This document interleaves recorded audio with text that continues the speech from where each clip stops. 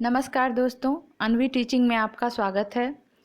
अगर अभी तक आपने हमारे चैनल को सब्सक्राइब नहीं किया है तो प्लीज़ सब्सक्राइब कर लें। भारत को जानो सीरीज में आज हम तीसरा स्टेट की जानकारी लेकर आए हैं। तीसरा स्टेट है हमारा कर्नाटक।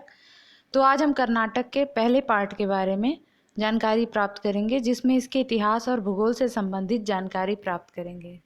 तत्पश्चात दूसरे पार्ट में हम इसकी अर्थव्यवस्था, उत्सव और त्यौहार, कला संस्कृति, खनिज बांध, राष्ट्रीय उद्यान, जीआई टैग और इनसे इम्पॉर्टेंट क्वेश्चन आंसर्स के बारे में भी बात करेंगे। तो आइए हम आज का वीडियो स्टार्ट करते हैं।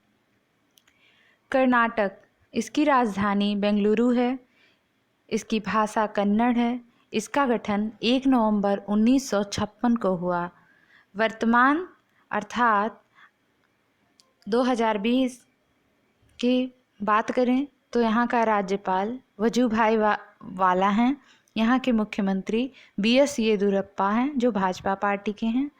यहाँ का विधानमंडल की बात करें तो यहाँ विधान परिषद की सदस्य संख्या 75 है। विधानसभा की संख्या 225 है। संसद की बात करें तो राज्यसभा में 12 सीटें हैं और लोकसभा में 28 सीटें हैं। उच्च न्यायालय की बात करें तो यहाँ कर्नाटक उच्च न्यायालय स्थापित है। कर्नाटक के प्रतीक चिन्हों को देखते हैं। यहाँ के प्रतीक चिन्ह में पशु, यहाँ का राष्ट्रीय पशु, राजकीय पशु हाथी है, राजकीय पक्षी नीलकंठ है, राजकीय फूल कमल है और राजकीय वृक्ष चंदन है। कर्नाटक दक्षिण भारत का एक राज्य है। इस राज्य को पहले मैसूर कहा जाता था। 1973 में इसका नामकरण कर्नाटक किया गया।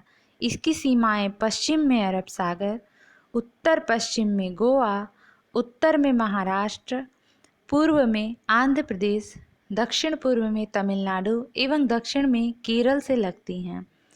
कर्नाटक शब्द के उद्गम की कई व्याख्याओं में से सर्वाधिक स्वीकृत व्याख्या है कि कर्नाटक शब्द का उद्गम कन्नड़ शब्द कुरु अर्थात काली या ऊंची भूमि या प्रदेश से आया है। आइए कर्नाटक के इतिहास के बारे में संक्षिप्त जानकारी लेते हैं। यहाँ पर प्रागैतिहासिक से लेकर मध्य व नवपाषाण तक के साक्ष्य पाए गए हैं। हड़प्पा में खोजा गया स्वर्ण कर्नाटक के खानों से निकला हुआ बताया जाता है। मौर्य वंश के पूर्व कर्नाटक नंद वंश के अधीन रहा। फिर सातवाहन, उसके पश्चात स्थानीय शासक कदम व गंग वंश का आधिपत्य रहा। इसके पश्चात राष्ट्रकूट व चालुक्य आए। आधुनिक कर्नाटक के भागों पर 1990 से 1210 के बीच चोल वंश ने अधिकार किया। चोल साम्राज्य को विष्णुवर्धन के नेतृत्व में होयसलों ने छीना। 14वीं शताब्दी के आरंभ में हरिहर और बुक्का ने विजयनगर साम्राज्य की स्थापना की। 1565 में विजयनगर साम्राज्य तालिकोटा के युद्ध में हार के बाद इस्लामी सल्तनतों के अधीन हो गया। 17वीं शताब्दी के अंत में मुगलों से यह पराजित हुए। कालांतर में ब्रिटिश व पुर्तगालियों ने भी यहाँ शासन किया और 1 नवंबर 1956 को वर्तमान स्वरूप जो है कर्नाटक का वह अस्तित्व में आया। अब आइए कर्नाटक के भूगोल की जानकारी लेते हैं। कर्नाटक राज्य में 3 प्रधान मंडल हैं। पहला तटीय क्षेत्र जहाँ का करावली मुख्य भूमि है, पहाड़ी क्षेत्र जहाँ मालेनाडु है और बयालु सीमी जहाँ के दक्षिण पठार हैं। राज्य का अधिकार क्षेत्र बयासुलिनी क्षेत्र में आता है। इसका उत्तरी क्षेत्र भारत का सबसे बड़ा शुष्क क्षेत्र है। कर्नाटक का सबसे ऊंचा स्थल चिकमंगलुरु जिले का मुल्लयनगिरी पर्वत है। आइए अब कर्नाटक की प्रमुख नदियों के बारे में जानते हैं। कर्नाटक में 5 प्रमुख नदियां हैं। पहला है कावेरी। यह कर्नाटक और तमिलनाडु में बहने वाली एक सदा नीरा नदी है। यह पश्चिमी घाट के पर्वत ब्रह्मगिरी से निकलती है और दक्षिण पूर्व में प्रवाहित होती कावेरी नदी बंगाल की खाड़ी में मिलती है। जैसा कि आप इस मैप में देख पा रहे हैं कावेरी नदी के बारे में। सिमसा, हिमावती, भवानी इसकी उपनदियां हैं। बालमुरी जलप्रपात इसी नदी पर स्थित है। इसे अर्थात कावेरी नदी को दक्षिण भारत की गंगा भी कहते हैं। ध्यान रखें, कावेरी नदी को दक्षिण भारत की गंगा कहते हैं, जबकि गोदावरी नदी को दक्षिणी गंगा कहते हैं। अब आइए दूसरी नदी के बारे में चर्चा करते हैं, जो है तुंगभद्रा। कर्नाटक व आंध्र प्रदेश में बहती हुई आंध्र प्रदेश में एक बड़ी नदी कृष्णा नदी में मिल जाती है। ये नदी पश्चिमी घाट के पूर्वी ढाल से होकर बहती है।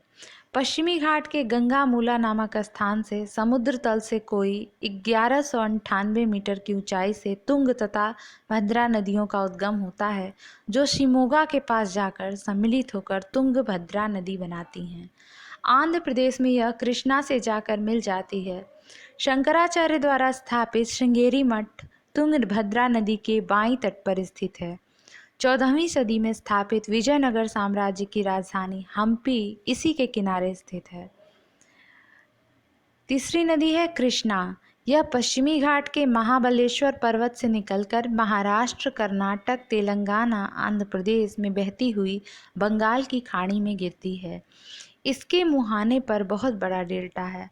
मिट्टी का कटाव अत्यधिक करने के कारण यह पर्यावरण को नुकसान पहुंचाती है। अन्य नदियों में शरावती नदी प्रमुख है, जो पश्चिमी घाट से निकलती है।